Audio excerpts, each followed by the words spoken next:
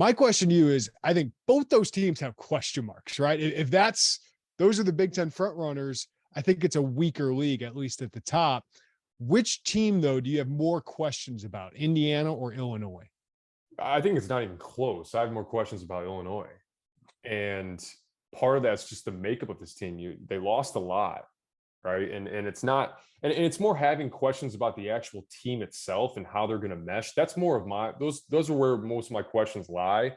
We know there's good players, right? I don't have questions about Terrence Shannon. I don't have questions about Matthew Meyer or these guys that they've brought in. Like, they're good players. How are you going to make it work? Now, if you're Indiana, I have way less questions about you, but that doesn't mean that you can, that doesn't mean just because I have less questions means that you go ahead and find the nearest net and cut it down. I think for Indiana, you know what you're getting from TJD, right? The big questions are three things, right? Really four. What Xavier Johnson am I getting on a night-to-night basis?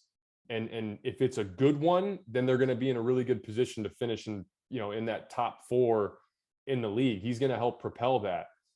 Going off of Xavier Johnson, how can he become a playmaker, an even better playmaker, to set up easier outside looks for Indiana? This is a team that, going back to 2017, was the last time they shot over 33.3% from three. It's just, and it's hard. Teams shrink the floor on you, and it's really hard to generate easy baskets. That's why when you tune into an Indiana game, there's 30 seconds left and it's 58-56. They've done so well defensively to hold up and win games.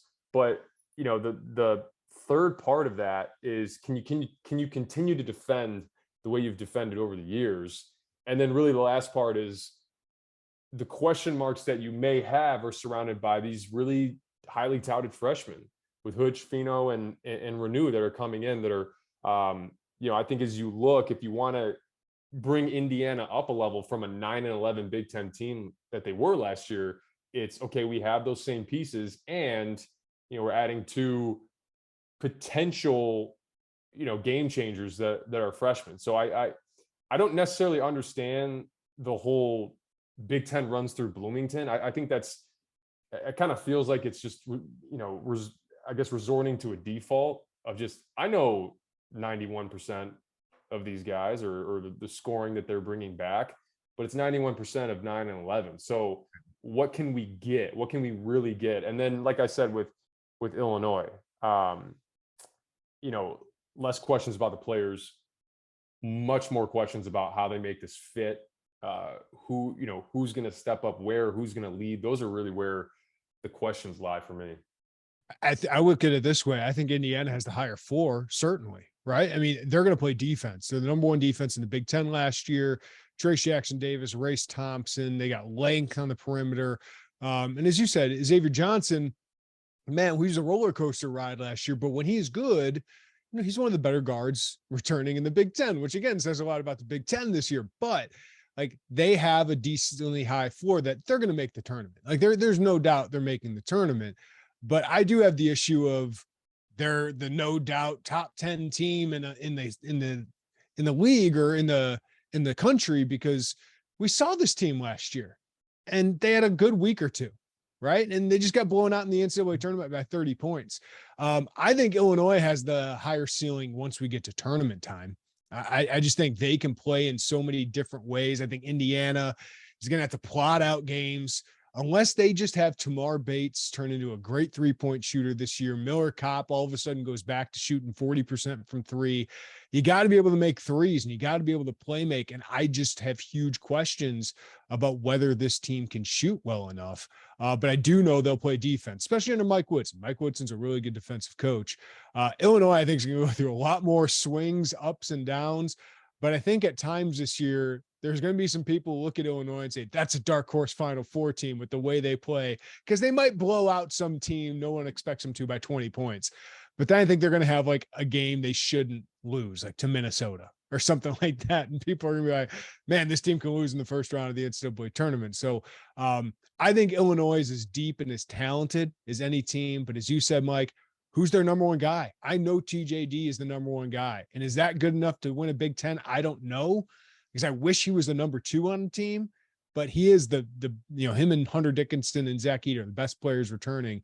I'd feel more comfortable with Hunter as my number one guy, especially offensively.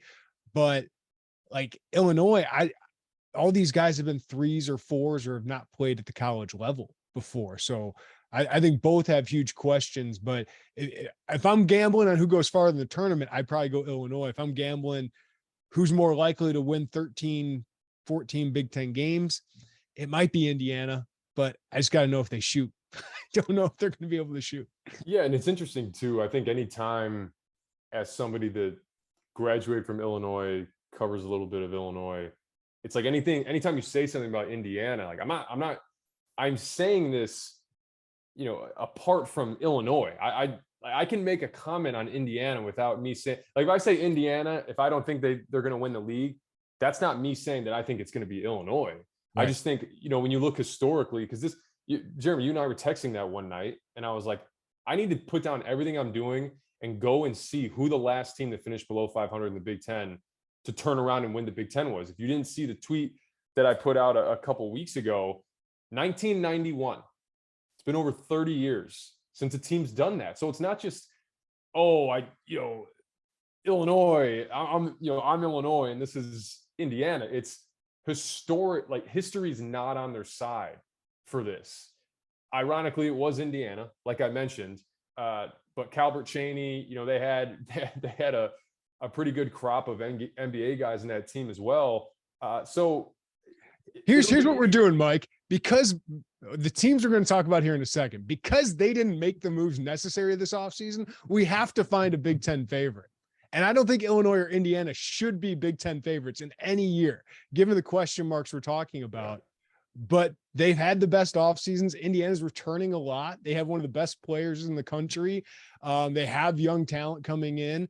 Illinois had an unbelievable roster reset, but these teams shouldn't be. They should be the teams we're talking about as like dark horses to win the Big Ten. Or, hey, look out for Indiana or Illinois. Don't pick Michigan State quite yet, but those other teams didn't do enough. Well, I think it's a product of how much star power was in the league last year. Look at all the guys you lose. You lose Kofi Coburn and Johnny Davis and Jaden Ivey and EJ Liddell, and you lose all these guys. So the second you lose those guys, you just basically take all those other teams. You take those same teams out of your mind because of the guys they lost. And we've seen, Io leaves, right? And Illinois still, ends up winning a regular season share. I understand Kofi came back, so it's a little bit different. But we'll get into these other teams. And the point that I want to make now, I'll save for these teams that we're about to talk about. Yeah, because we didn't even mention the Caleb Houston, Musa Diabate. Like, if one of those guys comes back, I'm probably touting Michigan right now. But those guys didn't come back.